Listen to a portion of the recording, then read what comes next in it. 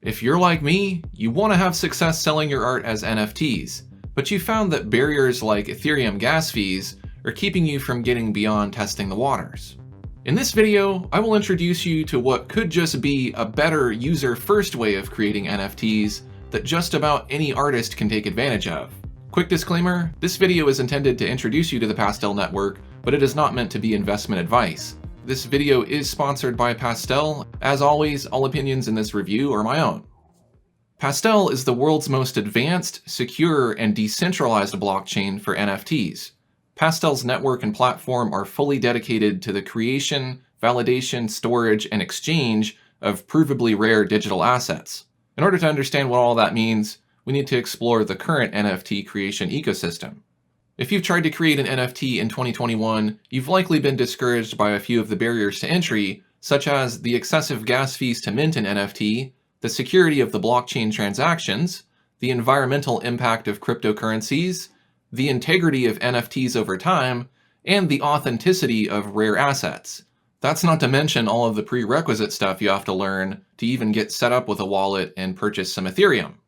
Let's start by addressing the biggest turnoff for me, which are the excessively high gas fees associated with creating NFTs.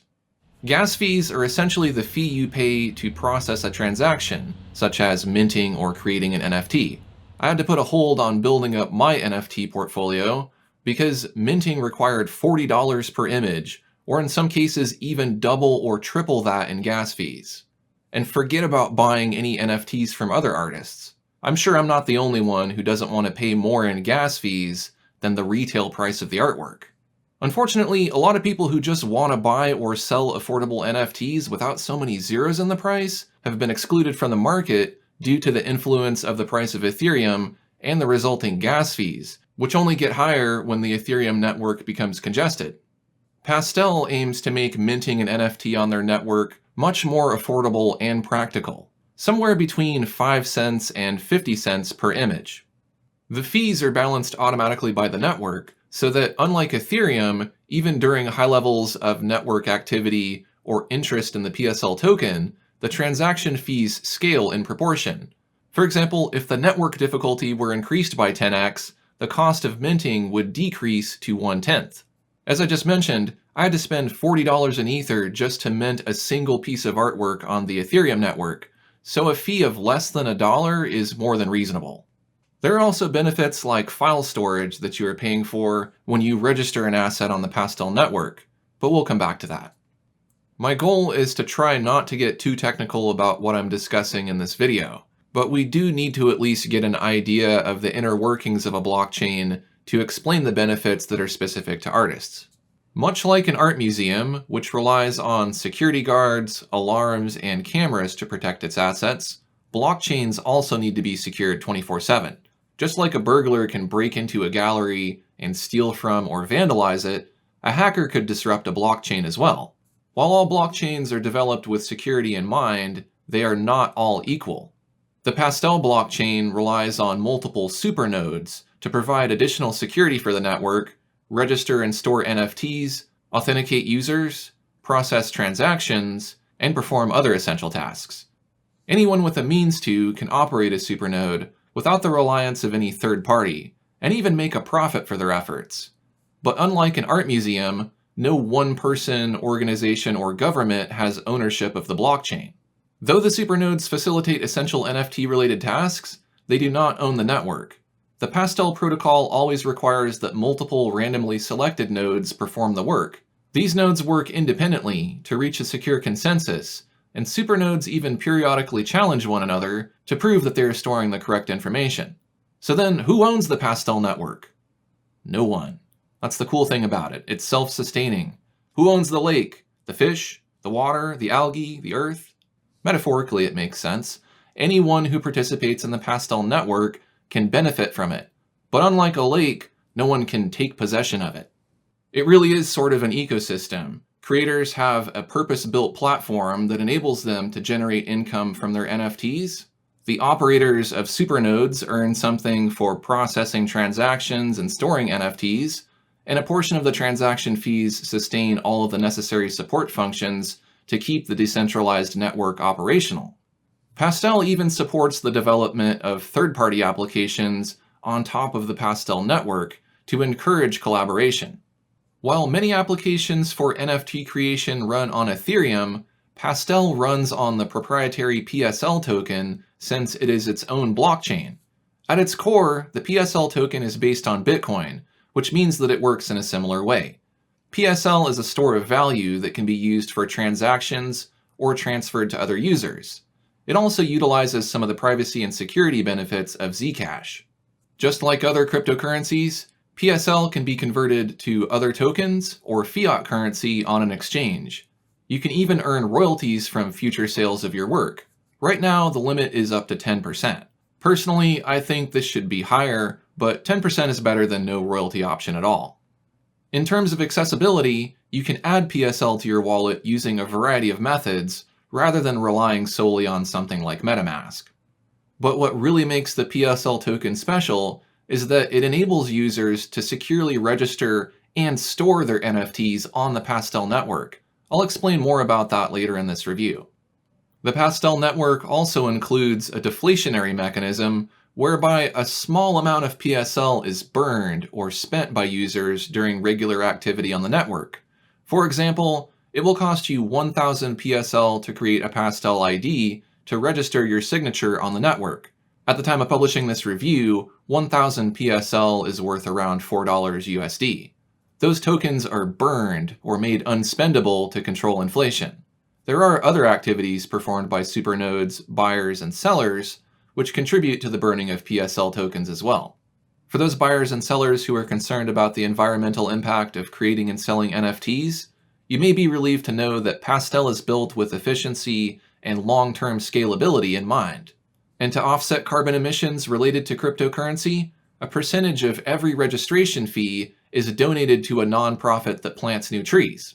So now that we've covered some of the technical stuff, let's discuss the benefits of Pastel and how they might be useful for artists. Both buyers and sellers of NFTs can agree that a digital asset should last, theoretically, forever, and shouldn't simply vanish or become inaccessible. If you think those NFTs you bought or sold are stored on some proprietary network that will host the images for all eternity, you may be surprised to learn that in most cases, you only own the token. The actual digital asset may be stored on a third-party cloud service hosted by Google or Amazon. That means if the company hosting the file shuts down, or the link to your asset becomes inaccessible, so does the ability to retrieve the actual substance of an NFT, and you are just left with a dead, but provably rare, link. Nearly every NFT project misses this very important aspect of digital assets. They need to be stored and preserved in a sustainable and reliable way for a long, long time. Otherwise, what is the point in purchasing a digital painting over a physical print? Pastel aims to solve this problem by storing not just the token, but the entire digital asset in the Pastel blockchain. This truly distributed storage system enables a digital painting to be broken up into random chunks and shared across the supernodes on the Pastel network. As long as there are Pastel supernodes in operation, the artwork or asset can always be accessed by its owner. Even if there was a global disaster and 95% of all nodes went down, you could still recover the file from the remaining nodes. Another concern that creators and collectors have in common is the authenticity of NFTs. Online impersonation is a real threat, which creates a lot of anxiety in creators who are worried that someone will steal their work. Furthermore, counterfeiting discourages collectors from purchasing work because although some NFT marketplaces offer verification badges, an artist may require a significant online following to even be considered for a review. Pastel addresses digital asset authenticity by allowing creators to establish a unique identity on the decentralized Pastel network. Only the creator's private key can be used to validate transactions, and anyone can check to see if an NFT is digitally signed by the true artist, rather than an imposter. By sharing their Pastel ID, a creator can alleviate some of the concern their patrons may have surrounding the authenticity of their work. But what if someone takes your digital art and re-uploads a copy of it to sell as a counterfeit NFT? What if they tweak your work a bit first? Pastel has a really impressive way of dealing with duplicate or even near duplicate artwork, and is the only NFT platform I have seen even trying to tackle this problem. When an image is validated on the network, it is assigned a unique fingerprint, which encompasses not only the original image, but also a series of AI machine learning simulations showing how the image may look when color corrected, warped, flipped, cropped, etc. Not only does that highlight how lazy counterfeiters are, but it's also really clever. What's also remarkable is that the Pastel Network can assign a level of rareness to the image data of each new NFT. It compares it to all of the existing NFTs on the network, to NFTs on comparable platforms like OpenSea, and even all of the open databases of images on the internet. Think of it like a really neat reverse image search on Google. If the asset has been signed and is not significantly similar to any other image on the Pastel Network, then it earns the special designation of Rare to Pastel. This gives buyers a level of confidence that they are buying an original and not a counterfeit. If the image asset is truly unique and cannot even be found in external sources like Google search, then it is designated as new to the internet. This is a way to certify that the NFT you are selling is truly rare and prior to certification has never been seen on the internet. While the previous level of authenticity may suffice for the casual NFT collector, new to the internet is more geared toward buyers who are interested in purchasing a work because it is exceptionally rare.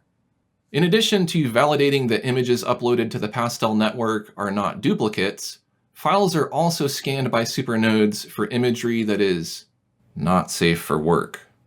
If that's what you want to upload, go for it. The Pastel Network allows NSFW content.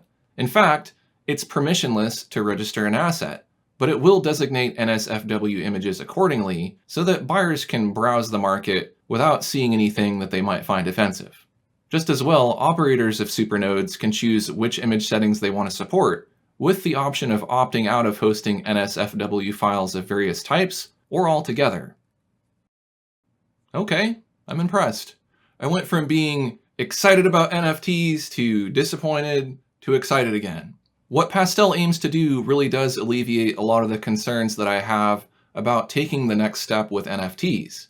And I know a lot of people who want to purchase an NFT will appreciate the guidance and authentication features offered by the Pastel Network.